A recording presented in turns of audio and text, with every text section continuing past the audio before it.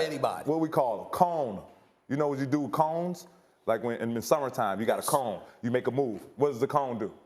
Stay still. Exactly. Yeah. He's a cone. Stop playing, man. Everybody knows that. Everyone knows that. It's just y'all don't want to accept it because. No, I don't accept that. No. I'm saying again, if you're taller than them, you can shoot over him. Obviously. I want to touch on real quick, RJ, is the disrespect I saw from Pat Beverly earlier today. You know, as reporters, you know, part of the media, we have a job to be critical, but I think there's a thin line between being critical and disrespecting. And I feel like what Pat Beverly did today to Chris Paul was completely disrespectful and out of the line. And Pat Beverly's talking like he's that guy. You're not that guy. Plain and simple. Chris Paul played terrible this year, and his numbers are still better than your career numbers have ever been. So I just think you have to understand, Chris is a 12-time All-Star. He played terrible. First time, all defense 9 times, 7 times first team all defense. He'll be a Hall of Famer. Pat Bev and I were similar type role players. They don't talk about us when we go. They're going to talk about CP3 when he's done. And I just think the disrespect we saw earlier today on the ESPN show need to be checked because he was way out of pocket. Yo, so I hear Matt Barnes didn't like Pat Beverly. Like, first and foremost, if you take your feelings out of everything, I don't care if you don't even watch basketball, Pat Bev fan or not, Chris Paul lover or not, that was phenomenal television yesterday. I don't even watch ESPN. I was glued the whole day. I was watching video clips. Get up, first take, everything. When that boy retires, he's going to ESPN. It's going to be a bidding war for who's going to get Pat Beverly. If you're smart, that dude is great for television. Might not be the nicest guy to look at. He's a little hard on the eyes, but he is great for television. Most compelling TV I've seen on that channel in a long time. And he went in on Chris Paul. Like I say, I'm a Mavs fan. I'm not a Chris Paul guy. Never have been. So maybe my opinion might be a little bit biased too. But they obviously have issues. They've had issues in the past. You know, Pat Beverly shoved them. They were teammates in L.A. The Clippers blew a couple of series along with Doc Rivers. I'm trying to think, was Matt Barnes a part of one of those teams too? And Pat Beverly was basically on his player haters ball. You know, he was on his player haters stuff, his Buck Nasty stuff. And he was going in and he was saying some stuff that I don't think was too far of a stretch of imagination. He's not an elite defender anymore at this point in his career. He's 37. He can't.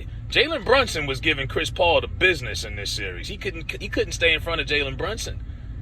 And Jalen Brunson's never made an all-star game, ever. He brought up the fact that Chris Paul has choked 5 times. He's been up 2-0 and has choked in the playoffs. He was up 2-0 in the finals last year. The Suns, they blew it. Now I know people say, "Well, how do you generalize one player? It's a team sport." But when it's happened to you 5 different times on 3 different teams, he did this at New Orleans, choked to the Spurs. He did this twice in LA, Lob City Clippers. He did this with the Suns last year, and then he did it again this year. So he's the common denominator. Team sport or not, everywhere he's been, when his team gets up 2-0, they find a way to lose it. And some people were offended by his commentary, Stephen A. Smith, but Matt Barnes, you know, and I find it odd that Matt Barnes had the audacity to call out Pat Bev for disrespecting a Hall of Fame player. You know how many bum athletes that are analysts now? Dan Orlovsky was a backup quarterback, and his job is to analyze NFL quarterbacks. You know, you can't invalidate this man's entire opinion because he's a role player. You're a role player. And you sit up here and judge guys based off how good or bad they are. Matt Barnes was disrespecting Kwame Brown, but you want to call out Pat Bev and saying he's not he's not worthy to disrespect Chris Paul. He's not. He's analyzing Chris Paul, first of all. And he said, well, your numbers don't match Chris Paul numbers. Yeah, but your numbers ain't too far off from Kwame Brown's numbers also. Kwame Brown's career numbers and Matt Barnes' career numbers, it ain't that big of a difference. But that didn't stop you from disrespecting him as an analyst on your podcast and whatnot. So don't say Pat can't say nothing because Pat is not that type of a player.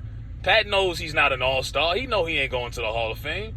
But yeah, he got some smoke with Chris Paul. ESPN knew that this was probably going to happen based off Chris Paul's resume of always choking, and they invited him up.